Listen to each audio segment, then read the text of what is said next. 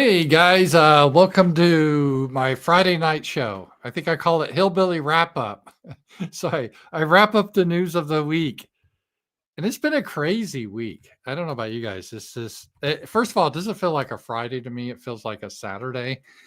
A lot of things happened this week. It was just one of those really weird weeks. And some stuff I can't talk about yet, but some stuff I will.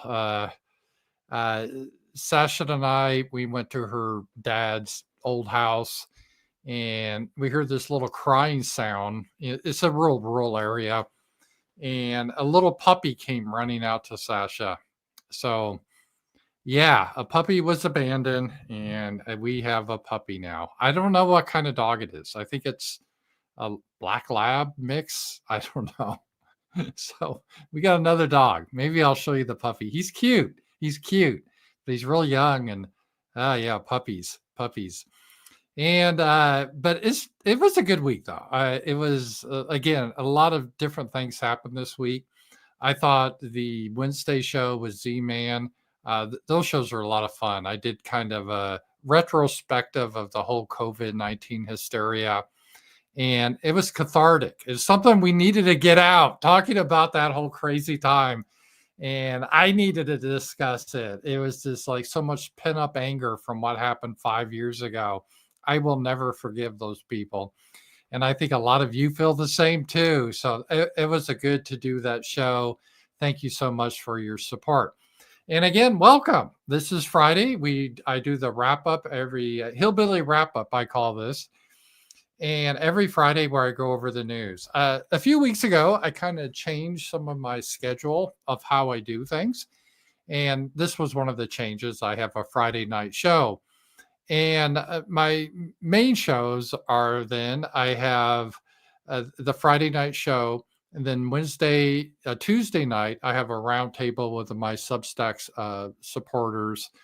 Wednesday, the Wednesday wrap up with Z-Man. Thursday, we usually have the Daylight Dispatch. Well, we've only had it once. So it's one of those shows. Is it going to happen if we've only had it once? But we do want to do it. That's what Sasha and me. This week, the week prior, we just couldn't do it because Sasha had a appointment she couldn't get out of. And then this week, I had a last minute appointment. It was a project that people are discussing with me. I don't know if it's going to go through. If it goes through, I'll let you guys know. But it's still up in the air. And it was one of those situations I couldn't change the time of the call. So cross your fingers. If that goes through, it'd be really cool, this project. But I don't know. We'll see. But I had to deal with that. And so it's been a kind of a crazy time. And as always, the Monday and Tuesday show starting last week, people, they do like goals. If I hit $50, I'll do my Ramsey Paul show. I'm like, yeah, other streamers do that. So yeah, I will do that. So if we get like $50 donations tonight, I will do my Ramsey Paul show on Monday. If I make 100, I will do it on Tuesday. Last Hillbilly Wrap-up last week, I made over $100. So I did 2 extra shows. So yeah, I guess this is see where we are here. And if you want to interact with the show, there's a few ways you could do it. YouTube has SuperChats. Rumbles has Rants. There you have the Powerchat link right here. I appreciate that. And Streamelements has a tip feature. And I think what I'll do is I'll leave, for the most part, my questions or whatever questions you have to the end. Uh-oh, it sounds like we have a guest appearance on the show. Who's this, Sasha? It's Benji. This is our new dog, Benji.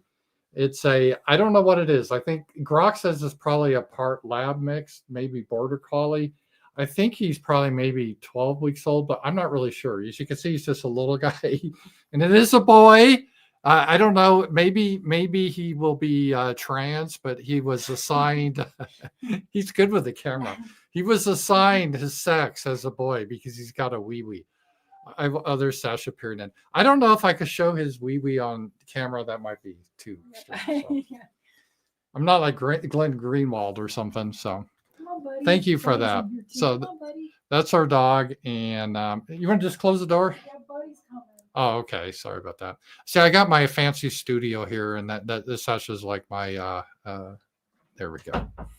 All right, good. So that's the puppy. It's a cute dog, but puppies, oh gosh, it's going to be up all night. I know that. So, oh well. All right. So we'll get into the show now. So thank you, Sasha, for doing a little show and tell with the audience. And let me bring up my what's been happening this week.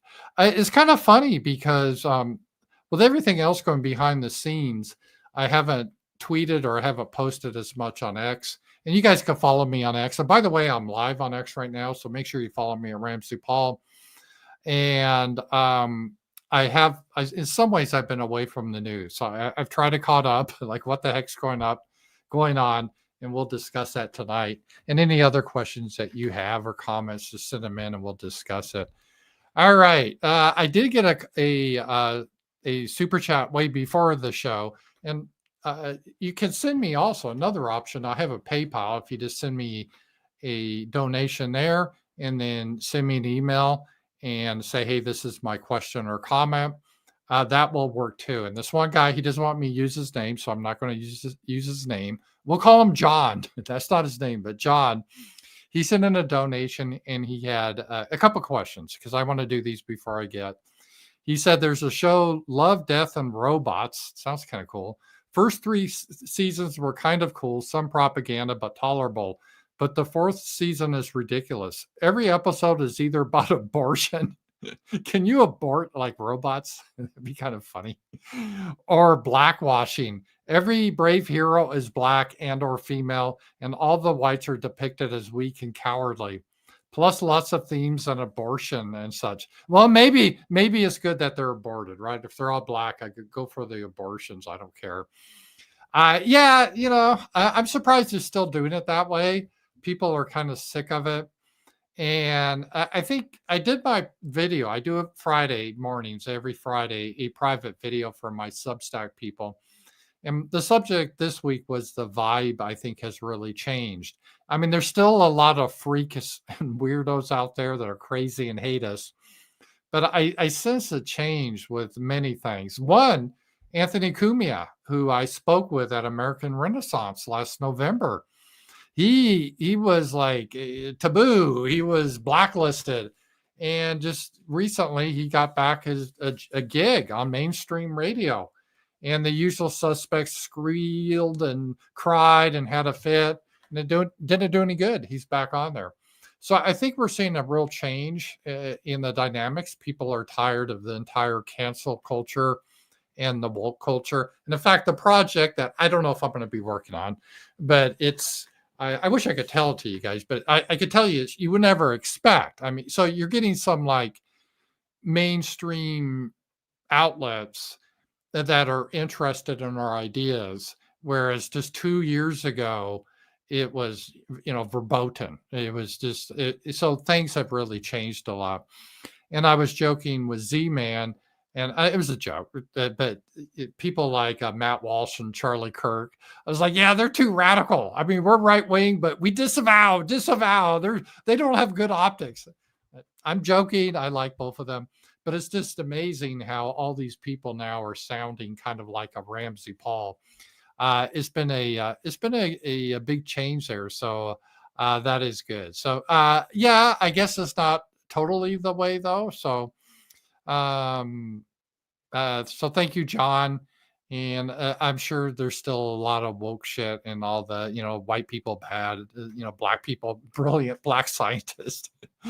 And then he also said in about a thing where he's a coach, and there's a TikTok trend where they're saying that if you're redheaded, it means they're part black. I'm like, what? And he said he never heard of such a thing. And I know that's kind of crazy. I don't know why. I like redheads. They always had the thing, oh, redheads, they don't have a soul. But I think redheads are attractive. They're like the most white. They're like the most white.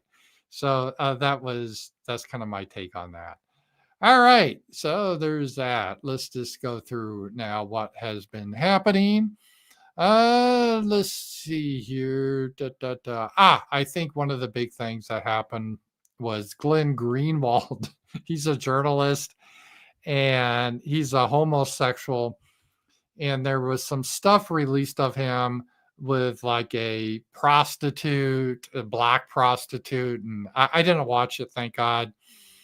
And it, there was this idea that he was being blackmailed by certain people because he's spoken out on topics he's not supposed to.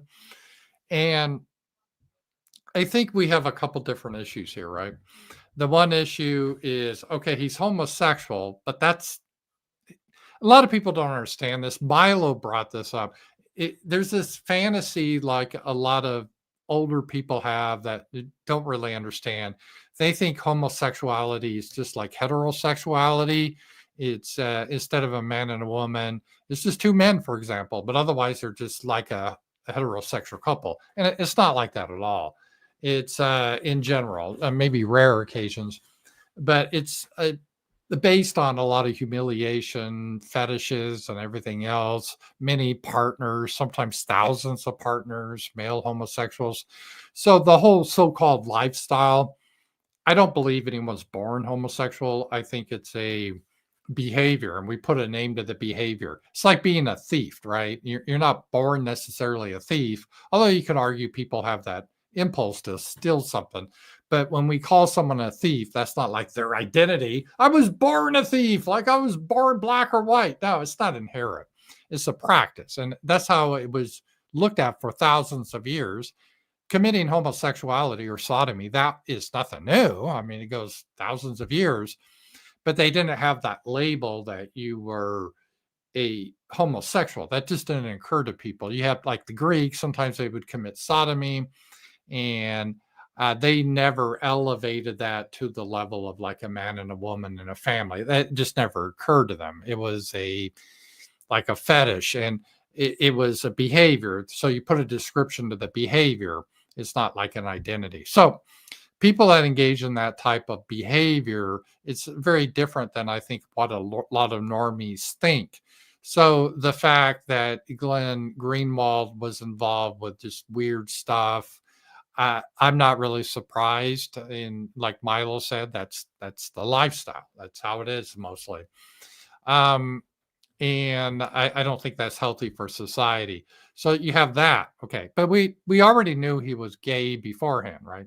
He did this sort of thing. I think he was upfront about it.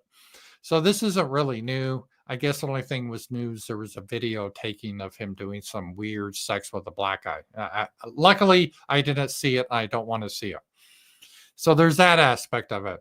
But then there's the other aspect is he was doing some based reporting, and based is a relative term.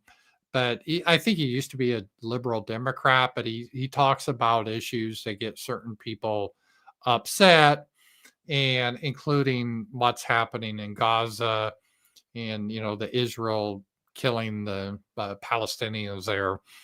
And so there's a theory that he was being blackmailed. I think a lot of people in our institutions are being blackmailed. And he handled it a way that was probably the best way to handle it. In the sense, what he did wasn't illegal. It probably should have been illegal, but it's not illegal.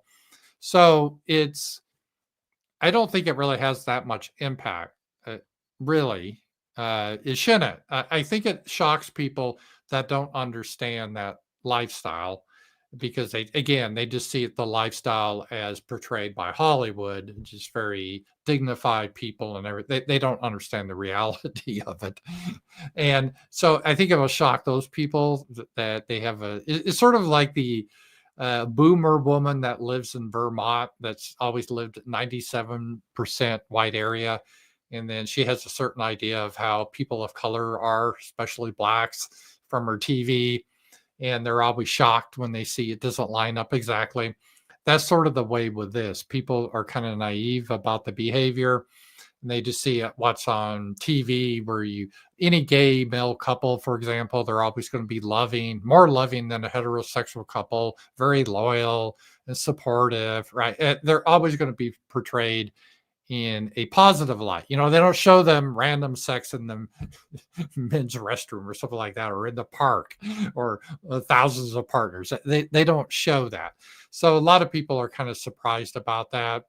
But again, he admitted long ago he did this sort of thing. So But I think by him just putting that out there, it kind of precluded the blackmail, because it's like, yeah, I do this sort of thing, what of it? And so it's not illegal, so that I don't think they have a lot on him, which is, for his point of view, is probably the good way to do it. Because if you're being blackmailed and the stuff they're blackmailing you with doesn't really harm you, or if you just put it out there, you're like, I don't care, go ahead and try to blackmail me with that.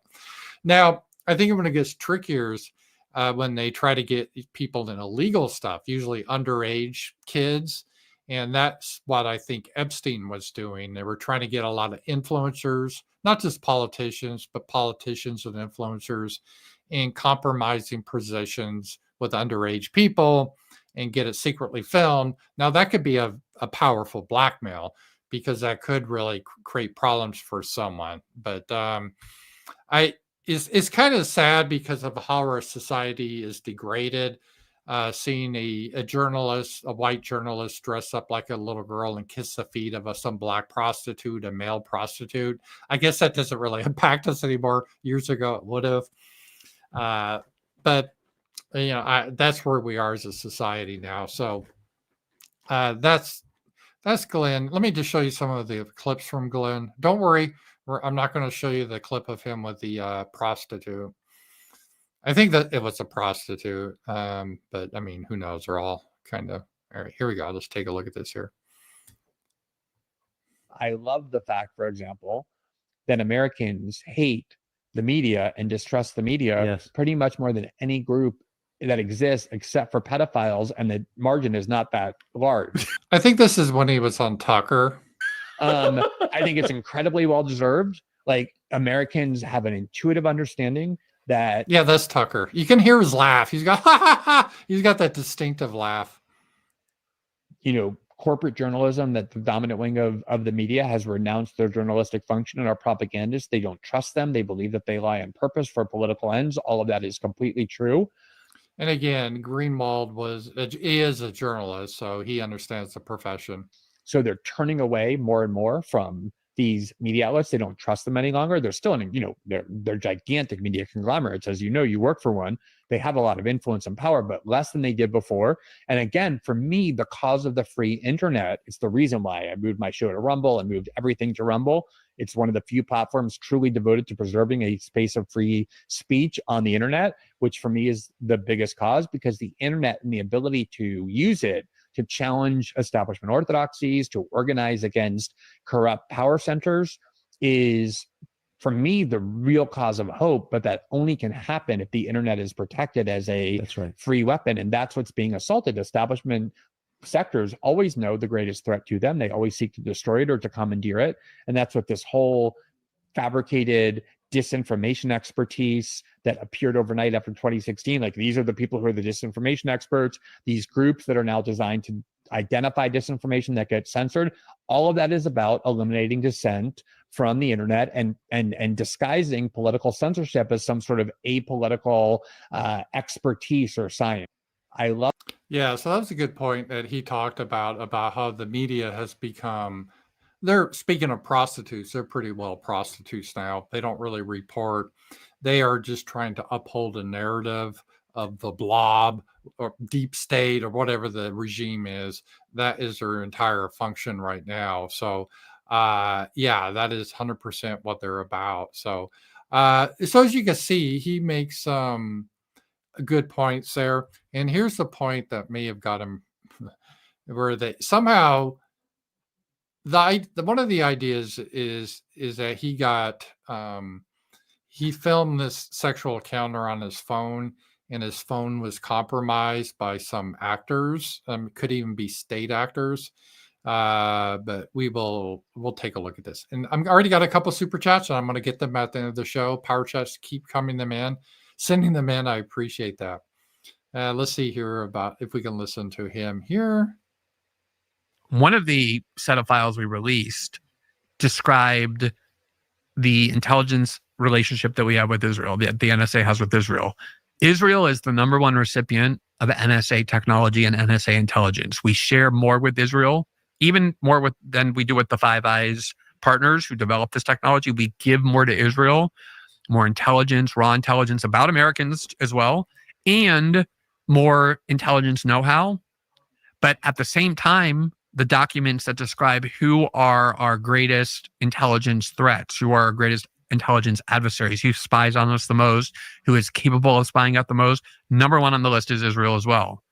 Obviously, the Israelis use, the most dangerous spying programs like Pegasus and others come from Israel, are developed by Israel, are controlled by the Israelis, by which I simply mean to say that Israel uses every weapon at its disposal, including gathering incriminating information about its enemies.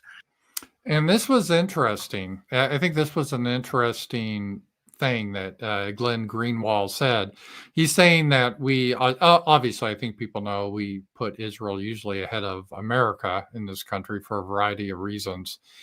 And he was saying that we share this intelligence information or devices, how to spy on people. Let's say hack into your iPhone to look at your like videos or pictures. If you're dumb enough, to film yourself having sex, there's some state actors that probably have the ability. I'm sure they have the ability. It's not probably.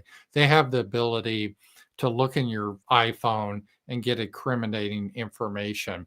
And because Glenn Greenwald, this is one of the importance is if you're a politician of character matters. I know we used to always talk about optics. You got to be optic. Remember the old alt-right?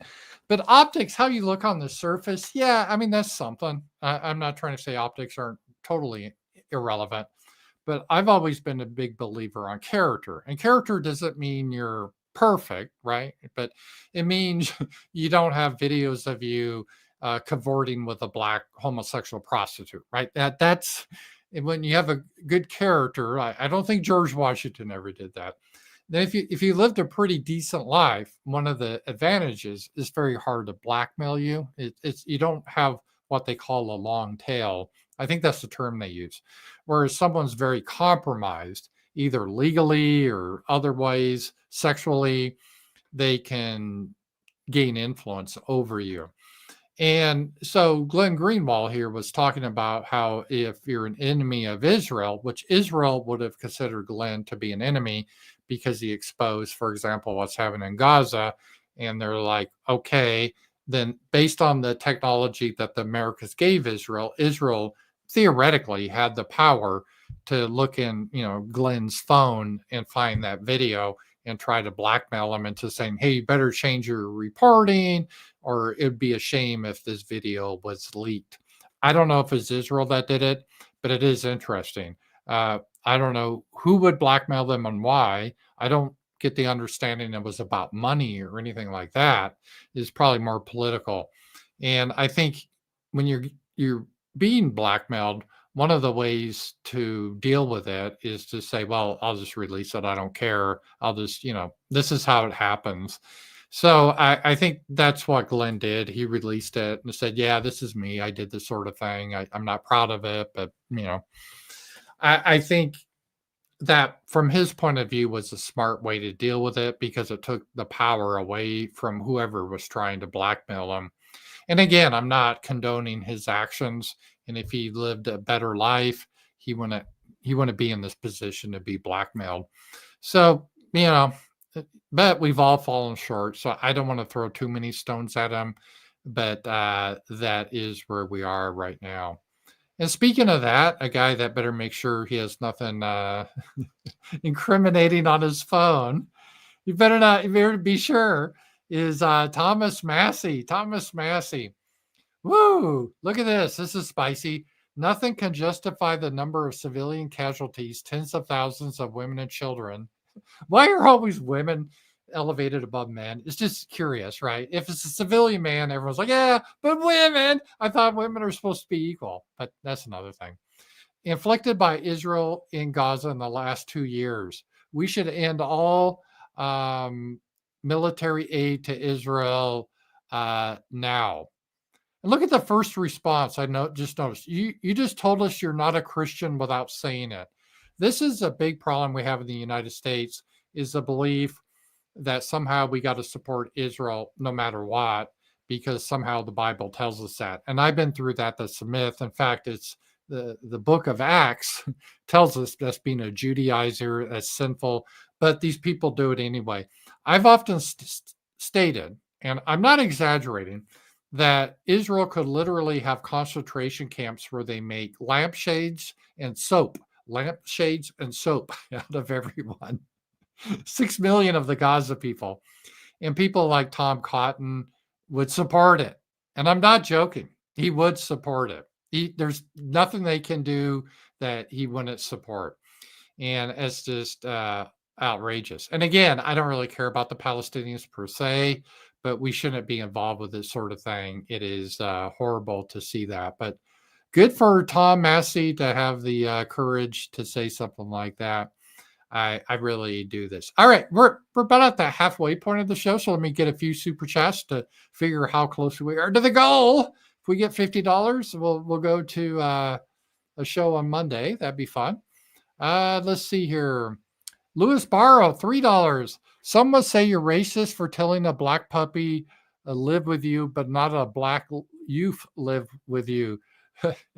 Tyrone needs a home too. Yeah, there was this article that, oh, white people prefer their pets over blacks. I'm like, yeah, damn right, I do. Guilty as charged. I mean, the pets bring a lot of joy and love and happiness. Other people, not so much. So yeah, of course I prefer my pets.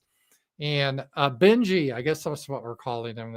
Sasha liked that name. She didn't like my names. My names are a little spicier, but she liked it. And it's not all black. It's part white. It's got some white spots on it. But yeah, it's a sweet dog. So let's see. Tony Rams, view of Pierce Morgan and his show. The fact that he had Lily Gaddis on there must prove the normalcy of the online right now. Pierce Morgan's has guests that Fox News was afraid to have on 5 years ago. That's $3. So we're up to $6. All right, we're how far is that then? So we're $44 from our goal. Yeah, I think there's been a change. There really has been a change. I can confirm that personally. That the mainstream media, even the Democratic Party, they're trying to figure out that something's wrong, and they're losing men, not just white men, but even Hispanic men, and they don't know what to do. They don't really understand men because their view of men is from the coast, like East Coast and West Coast. And a lot of the people on those coasts, they don't understand it. They don't understand how people in Arkansas live. They have like caricatures, but they don't understand the reality. And so I think there's an idea of more willingness to explore these ideas. Plus, it's just broken out, and they can't really stop it now. Back in the day, I was like one of the original gangsters, and there's some other people too. But they could try to put a fence around you, contain you. But now it's just broken out too much, and that's why I joke Matt Walsh sounds like me or Charlie Kirk does. It's just become mainstream now. And the SPLC, for example, calling Charlie Kirk a white supremacist, that doesn't carry any weight anymore. People know that's a corrupt organization. It's just an anti-white organization. So, if people understand that, and a lot of these organizations are heavily Jewish, and people can say, well, wait a minute. So you're saying it's wrong for us to have self-determination, but your special people get self-determination. How does that work exactly? So a lot of this is working out here. All right. $5 from Ryan. Happy Friday. World War II consciousness is coming to an end. We're at the dawn of a new age.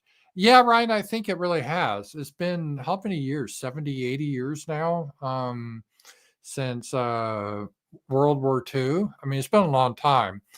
And so that whole thing is now wearing thin. And I think the whole Holocaust thing, which ironically didn't start in 1945, it started in 1978. That's when that term was pushed and everything. And that the whole concept got modernized.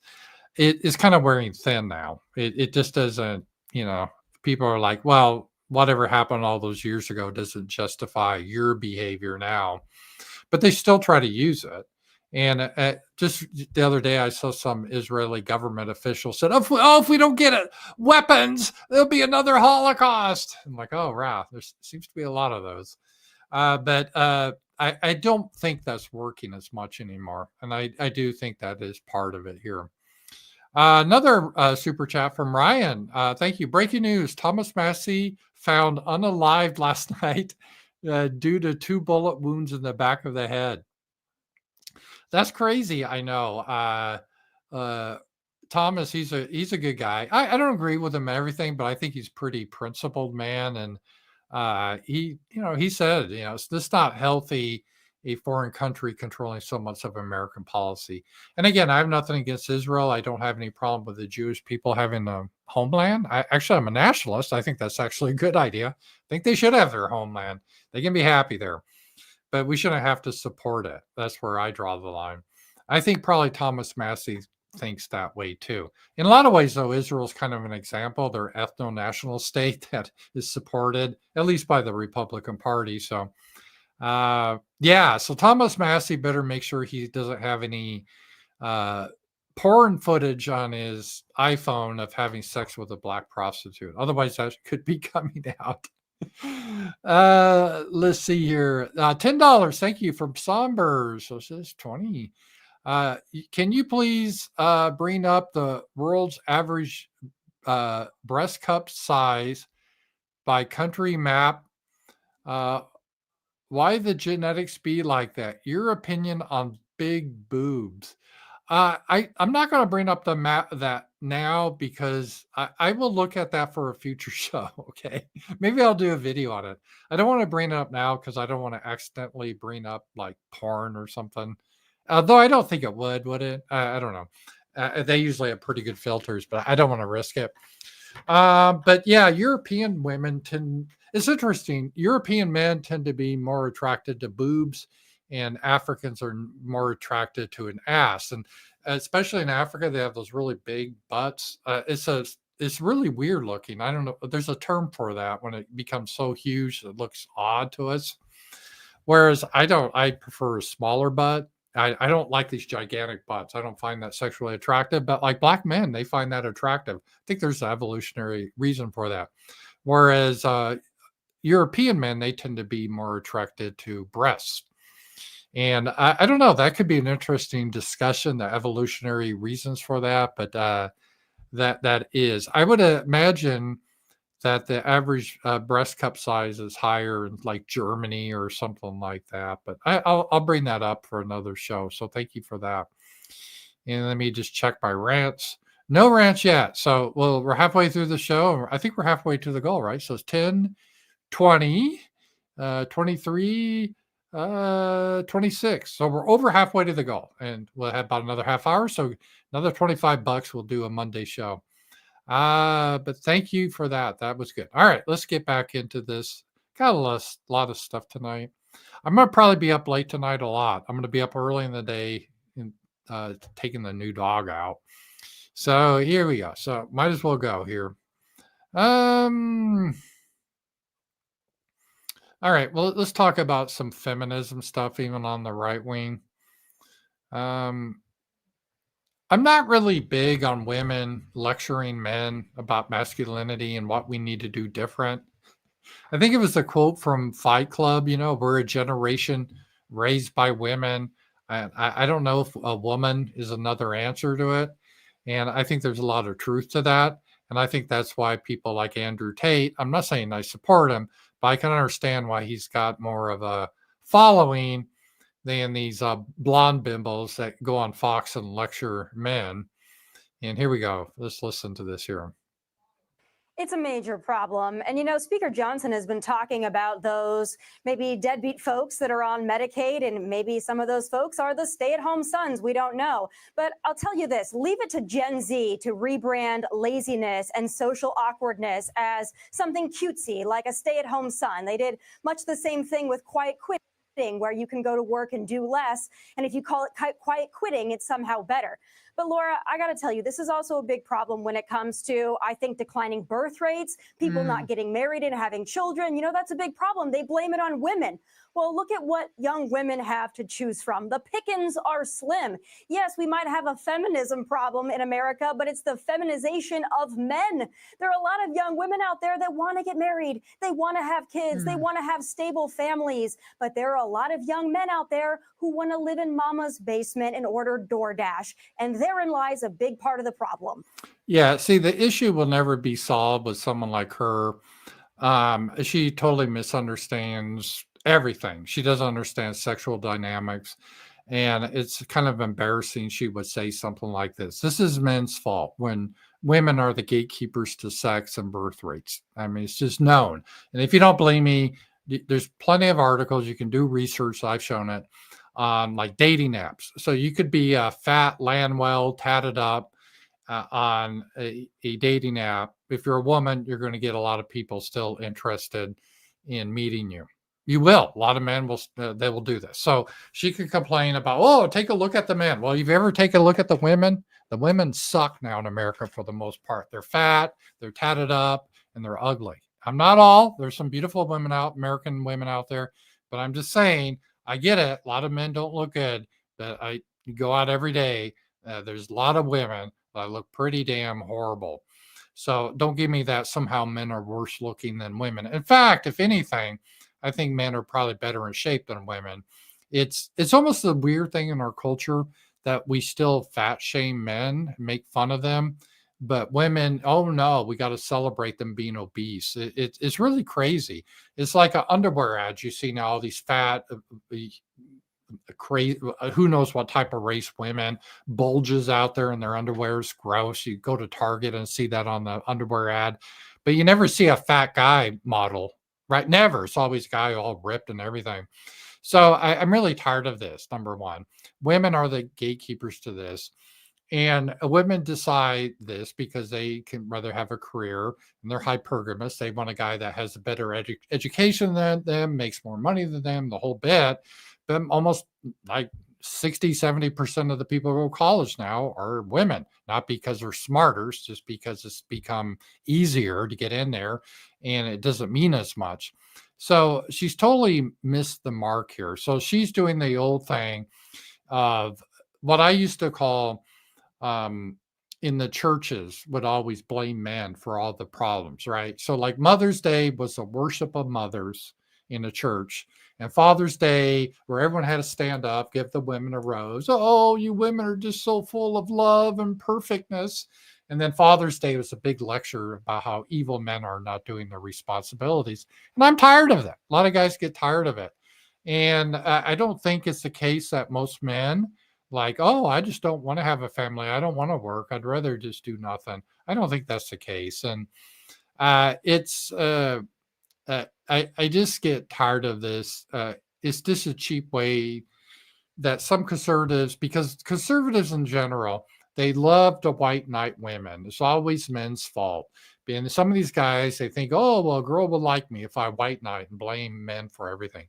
I think men and women are to blame. I'm not making a clean pass for men. But this idea that it's all men's fault is just ridiculous. And even so tone deaf these people are here. And this is a lady that the Democrats picked to try to figure out how to appeal to men, right? And her name is Olivia Juliana, announces plan to travel across the country to frat houses to bring young men into the Democratic Party. She's not afraid to do it. Yeah, well, if you want to appeal to men, you got to have, you can't demonize men. You can't prevent them from getting jobs because they're male. You can't say, oh, no, we're going to hire women first because of DEI and give them email jobs and people hire them because, hey, maybe I could screw them later. You can't have a society like that. And that's the society we're in right now. So, and going to these, the idea that this woman could appeal to these men or understand our situations is really offensive. It really is offensive. And it shows how they don't really understand the dynamics of the world we live in at all.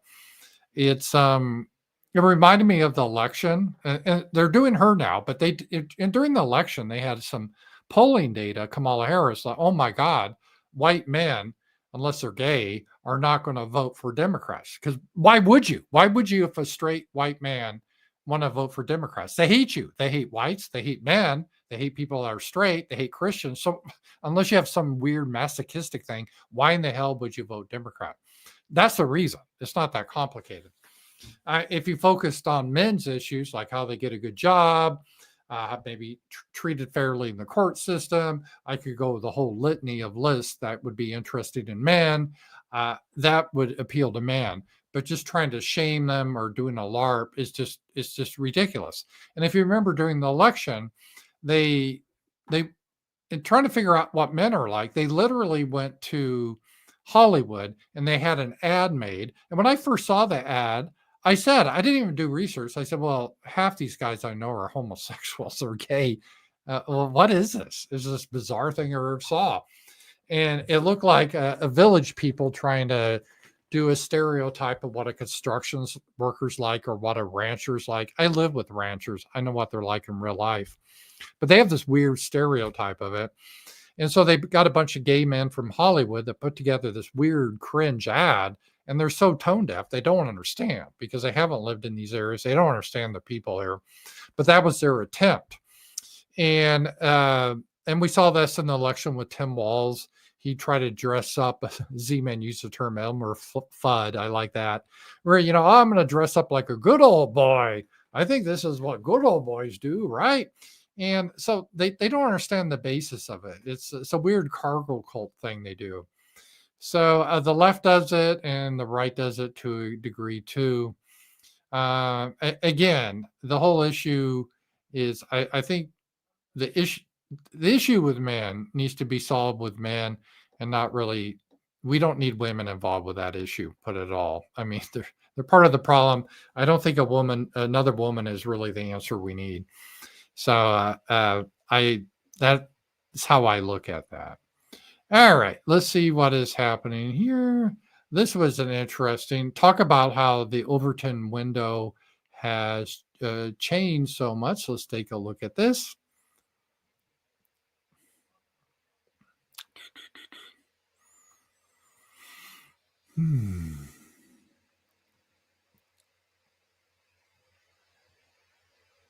This was a forum. Jamie Dimon. Here we go. Let's listen to him. We have to acknowledge the grievances that put us in this position to start with, and they're real. Okay, immigration. What the hell were we doing? The bottom 20% of our population, their wages didn't go up for 20 years. They're dying 7 years younger. When administrations, the Biden administration is giving all this money to EVs and cars and wasting a lot of money on green stuff, which isn't going to work, and all that. Do you think people in rural cities, do you think people in inner cities thought they were getting anything? Do you think that those people think that the American government is fair and competent and that this was in their best interest? Their schools don't work. They're not getting the skills they need. And you heard that just now. So we got to acknowledge these.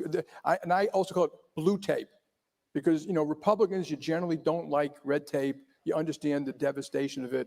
But, most Democrats, they love it. They want more of it. And they want to make it so confusing you can't even meet the rules. So you get punished and fined afterwards. So this is a powerful guy coming out against immigration. Like, what the hell were you thinking about? And he didn't just say illegal immigration. He was talking about immigration generally. And Z-Man, he's claimed, he's connected to some people that are very wealthy indirectly. Yeah.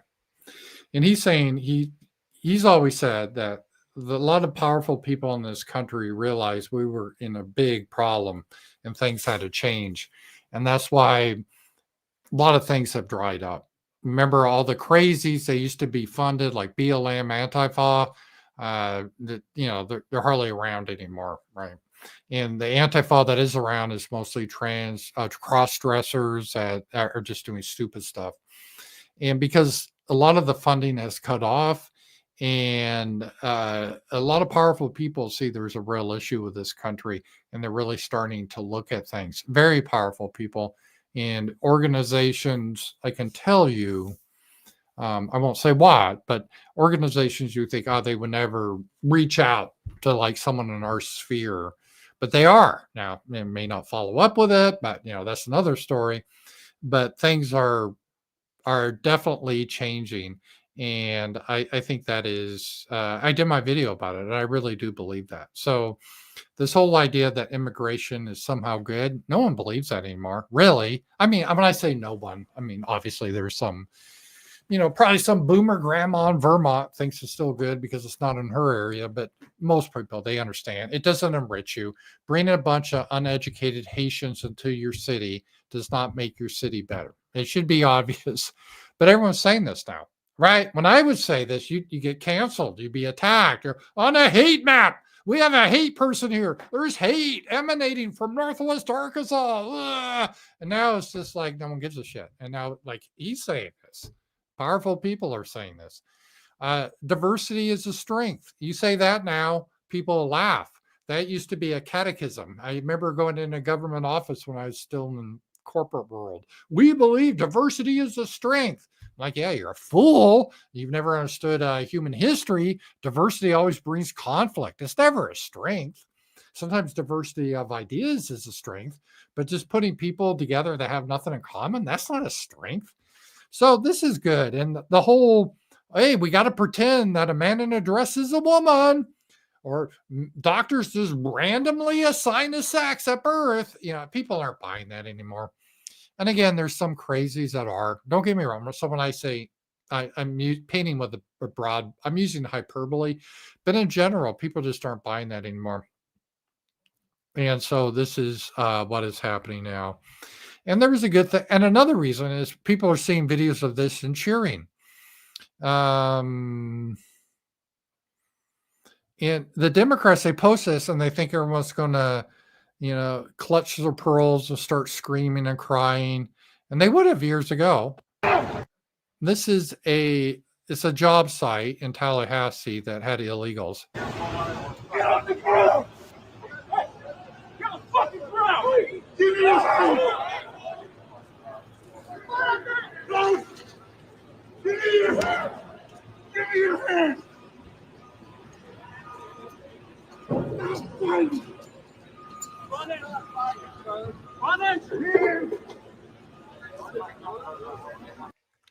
So this was in Tallahassee. They rounded up some illegals at a job site. And the person that posted this is how they were detained while working at a construction site. They were captured, handcuffed, and then put on a bus for transfer and processing. And the majority of response was, yeah, good. Good. This is what I voted for. And see, they don't understand this. This is why I talk about the importance of not buying into the morality. They're illegal. If I was in a country illegal, that's what they would do. And by the way, whoever ran that construction company, that business license should be pulled and the owner should be fined or go to jail. We need to start to get at people that hire these people. But that's another story. But they're illegal. They're breaking the law. And, oh, how can you? This is horrible. And they're expecting us to cry. And everyone's like, yeah, well, that's too bad. They, get work in their country. And that's now, they're not getting the tears, the reaction. And they don't know what to do. It was just like, oh, look at, they're ripping families apart. Oh, look at this little kid cry because his mommy is illegal and they have to go back to Venezuela. We should separate families. And instead of people, they expected that response be, no, we shouldn't. No, this is horrible. Oh, Trump is evil. Oh, this is so bad. This is not who we are. They wanted that response. And everyone else saying, oh, no, yeah, that is, that is bad. We should make sure the kid goes too. And make sure the kid goes too. We want to keep families together, send them all back to Venezuela. And that's how most people are responding to this. And it is a beautiful thing. All right. I'm going to talk a little bit about Elon Musk. I like Elon Musk. And I think he's done a great job. I mean, he's not perfect, but I think he's done a great job. You know, he has his own issues in life. I don't think with the gay stuff, but you know. One of the, it's funny how the media lies, right? And I'll show you more examples of it. But one of their lies is that Elon Musk he's being fired or he's quitting the administration because he's so upset at Donald Trump, right? And I'm not saying there's some things Elon Musk has showed that he's frustrated. It's difficult to make cuts in Washington. I think he was naive. I could have told Elon, I could have told you that. I could have told you that. It's been tried before. But it's not like they always try to manufacture that he hates Trump now or Trump hates him. And there's a big fight and Trump's firing Elon Musk or Elon Musk just can't stand Trump now. And so he's leaving into May. And it's such a lie because when he was hired on, so it wouldn't require congressional approval. What they can do is they can keep someone on as a temporary employee for like 3 or 4 months. So when he signed on to Doge, it was in the contract that he had to leave at the end of May. So at the end of May, that was it. He had to go. That was always the case. It wasn't unknown. That was it. So it's into May, and Elon's saying, well, I'm going now. And they're writing all these other stories that are a bunch of nonsense. So here we go. Let me just show you a little bit about Elon, and we'll take a look at this here. So I like how he deals with the media here. It's funny. Remember, you should always treat the media with disrespect. Always. Treat them like you would with like pedophiles. That's how you should treat the media. President Trump, the president mentioned that you had to deal with all the slings and arrows during your time at Doge. There's this. Well, some of the people, some of the media organizations in this room were the slingers. Well, so there is a New York Times report today that accuses you of blurring the line between. Is the New York Times, is that the same publication that got a Pulitzer Prize for false reporting on the Russiagate? Is it the same organization? I think it is. I think it is. I think the judge just ruled against the New York Times for their lies about the Russiagate hoax, and that they might have to give back that Pulitzer Prize. That New York Times. Let's move on. Okay. Next question. That's how you should do it. And so what he is saying the New York Times, they don't have any credibility, and just look at the whole Russian hoax that they lied about. Why should we consider anything that they say is irrelevant? And that's how we have to get at things. So he wouldn't even talk about that. And that was great. But one of my favorite, you guys got to check this out. This is great. This is when he talks to Don Lemon. Let's see here. Don Lemon was interviewing him, and Elon Musk, boy, this was great. So we'll take a look here. This is a short clip, but this is one of my favorites. You call it clickbait, but people are listening, Elon. You're laying off thousands while buying billion-dollar social platforms, flying rockets, and tweeting memes about woke mind virus. How can you preach responsibility when your actions look like ego-driven chaos to the rest of the world? Ego-driven chaos? Don, I've created tens of thousands of jobs, launched rockets, revolutionized electric cars, and made spaceflight reusable, all while you read headlines off a teleprompter. If that's chaos, maybe we need more of it. I build the future, you just react to it, usually late and wrong. I build the future. You just react to it, usually late and wrong. I love it. That was great. So I can watch that all day. That's how we have to treat the media. They're just like political commissars, and it good for Elon Musk. That was perfect. That was perfect here. All right. Let's see here. This was funny. This is the other day. Jordan Peterson. I used to like him when Jordan Peterson first came out. I remember before he got rich and famous, he was just a professor at a university in, I think, Toronto. And I liked him because all he did, how he got famous, is he just had a camera in his classroom and he would do lectures about philosophy and so forth. And he was pretty interesting. He really was. And then he went against this whole compelled speech where Canada was trying to, and now parts of the United States like Colorado are, where you legally have to call a man and address a woman if that's what he wants. Otherwise, you go to jail. So they're trying to force you to say something you don't know that's not true. He was saying how compelled speech is a very dark place to go down to. And a lot of people supported him, and he got famous. He was making like $50,000 a month on Patreon. Everyone followed him, and he got fancy suits. Then he went into the whole being famous arc. You become a drug addict and go through rehab. He had a mental breakdown. That's what I want. I want to get rich and famous so I can do my cocaine breakdown. And who did that? Ricada or something. I want to do that. I want to have mountains of cocaine here. Have to be pulled to rehab. I want to do that. I want that, but I can't do that. I'm just the guy in the Ozarks. I don't have that. But I used to like him, but then he sold out because he was a big fan of Alexander Solzhenitsyn. And then someone said that, oh, okay, because the Gulag Archipelago. It's an interesting book. I read it. But then someone asked him, or I read part. Did I read it all? I read parts of it. But then someone asked him, well, how about his other book, like 500 Years Together with a certain group? And he just belted down. So he totally sold out, first silver. So he seems like a tormented man. He's a very rich man, but he's not a very happy man because he can't defend what he believes anymore. And he's even kind of rejected his Christianity.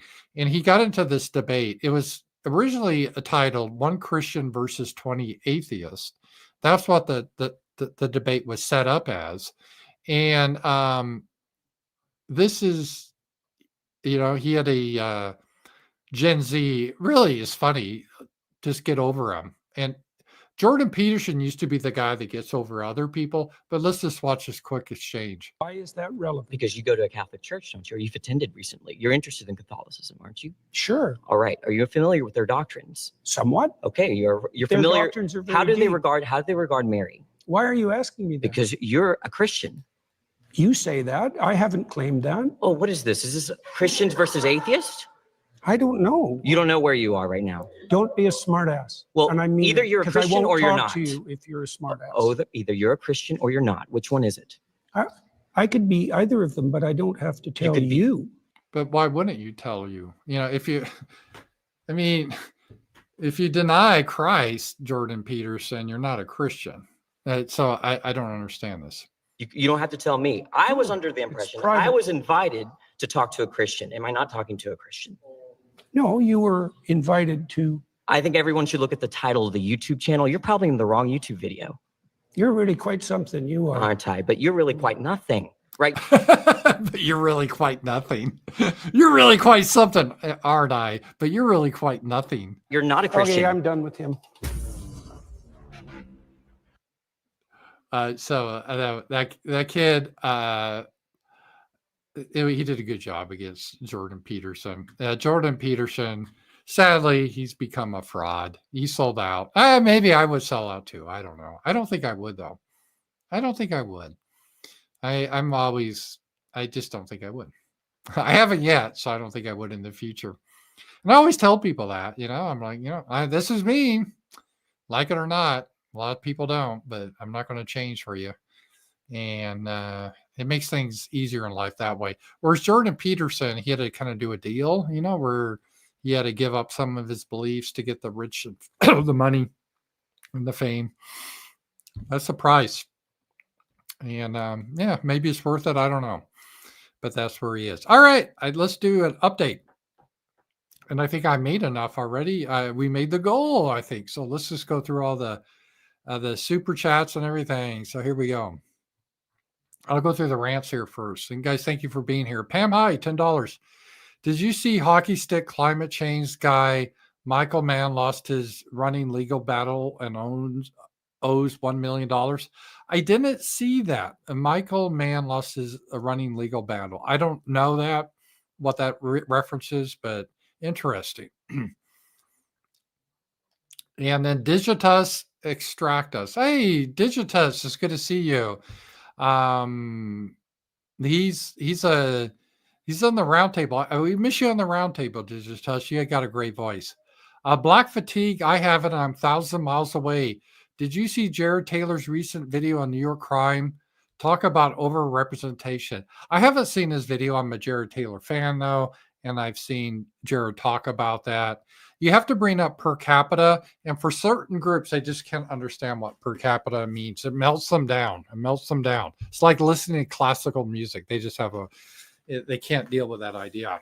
But yeah, it's you don't even have to do per capita in New York City. It's probably just straight. This Rowhouse, this group thought they were hot stuff for putting Rams on the hate list. Now look what Charlie Kirk and Elon Musk say.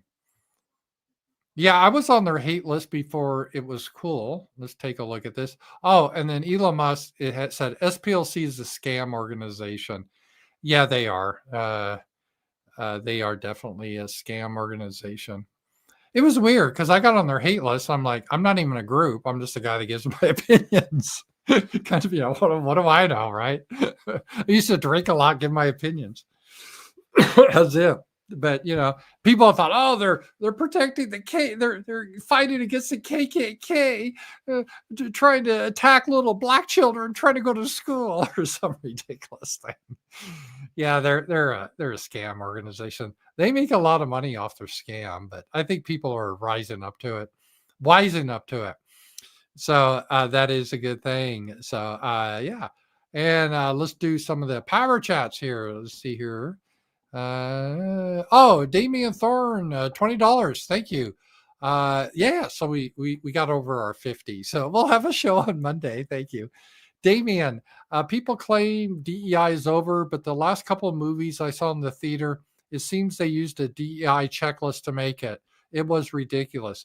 Well, Damian, one of the issues is the Academy Awards, in order for your movie to be eligible to have an award, you have to have a certain amount of DEI elements in it. So you get these weird black characters where it doesn't make historical sense, or you throw in some homosexuals or whatever. And I think that's part of it. You got to remember, Hollywood is always a little bit of a delay. And a lot of times these things, how the process works, from the initial idea to pre-production, production, and get it out, there's kind of a lag of a couple of years. So I think we will start to see a little bit less of that. But yeah, they were still in the old mindset. And again, I'm not trying to say wokeism is dead or anything like that. But I do think there's more of a sensitivity, like, well, wait a minute, it's just like the whole George Floyd thing. It was 5-year anniversary since that drug addict died.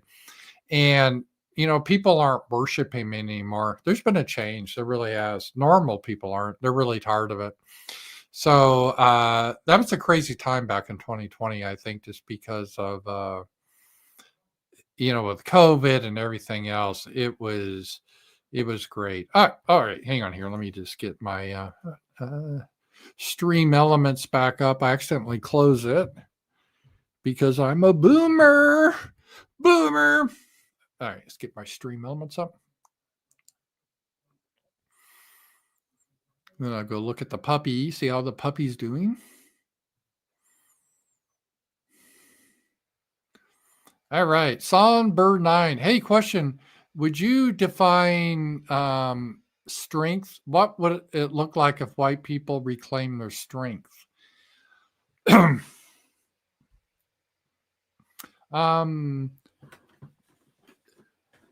I just think I think strength of character is the most important thing, more than like muscle. My grandfather, although he wasn't a little guy, he worked on the railroad. He was a blue collar worker, but he's a very strong man. My father was too, just in his character. And I think having strength is being able to say what you mean and believe it and walk it and have the courage to say it, not in a hateful way, not in a stupid way, but to not apologize, not inside joke here, not do all that type of stuff, because we got to have this view of no apologies, and we got to say what we mean and mean what we say. That is strength. That is how we have our strength, and it's infectious. If just one person stands up, other people stand up, and we've seen that. And thanks, by the way, I said to my Substack people, I really thank them, because you guys made that happen, right? You guys have supported people that have been willing to stand up early. And because when you do this, when you stand up for something that's popular, you lose a lot of commercial viability that you could otherwise get, right? Like Jordan Peterson understood that. That's why he compromised, because he understood that. He didn't want to risk that. But there's been a lot of people that have been very brave and have stood up, many people, and you guys have supported them. So thank you for doing that. And you made that possible. But when you get some people to stand up, the strength to stand up, you get other people gain their strength. And then it becomes infectious. And then it comes out of control, becomes like a tsunami.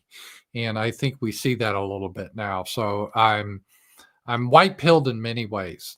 And when I say that, I'm not trying to be naive and say all the freaks and weirdos and people that hate us and hate God are going away. They're not, but there's hope here. So we got to keep that up. Songbird, $20. If you could resurrect one extinct animal like Jurassic Park, maybe an Ice Age dire wolf, what else? Oh, that's interesting. If I could resurrect one extinct animal.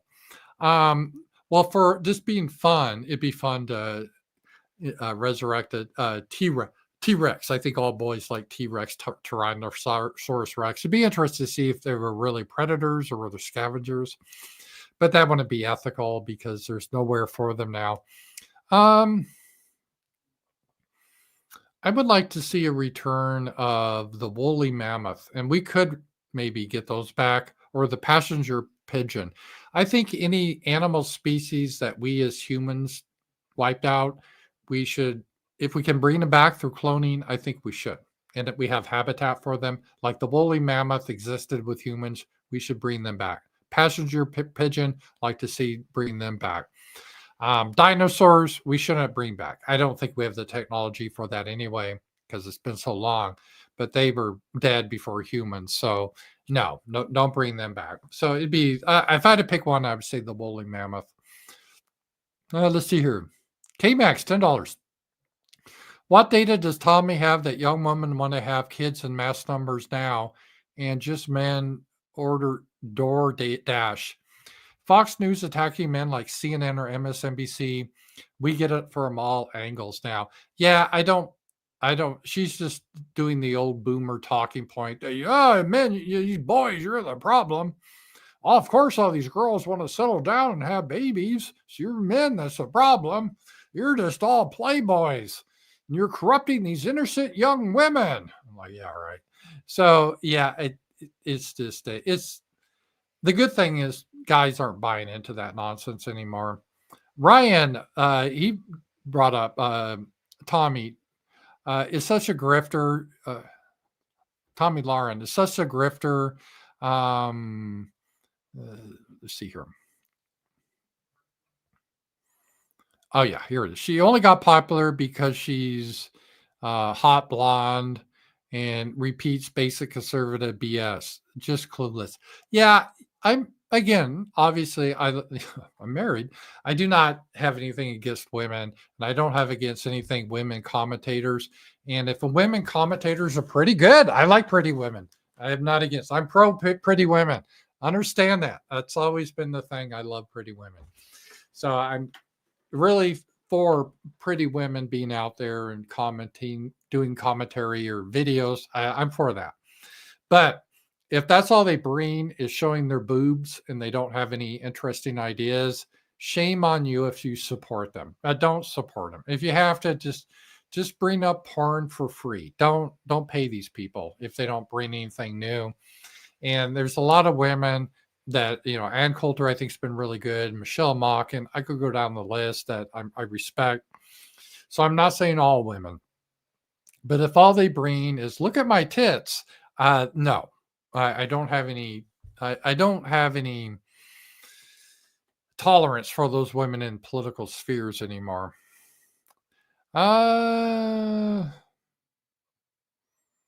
Let's see. Let's see here. Another $20, $50 from K-Max. All right. Another thing, when I see normies say now black privilege exists, not white privilege. Yeah, that is true. Heather McDonald pointed out colleges and companies go out of their way not to hire or accept white people. That is true. Just name the ways blacks are privileged today. Yeah, they are. I mean, especially with DEI, you could have a low grade in high school or a low SAT score. You get into Harvard because you're black, and companies and med school, everything. Yeah, everything's been to their advantage. You commit crimes, you get a lesser prison sentence, you don't get a hate crime charge. 100%, that is definitely true. So thank you, K-Max, for that. And people are knowing that. Like you say, normies. We were at a party and there was this normie lady. Again, I keep this not doxing anyone. Nice lady. But she even had an issue of, she's against anti-white stuff.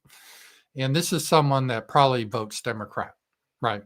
So it's getting out there. And so you're getting people that you wouldn't expect to see that way, but it is that way. So I'm really happy with that. I think that is a good thing. So thank you for that too. Let me just go through before, and yeah, we met the goal, so I'll be definitely doing a show on Monday. I'm so excited about it. And yeah, so got through the rants.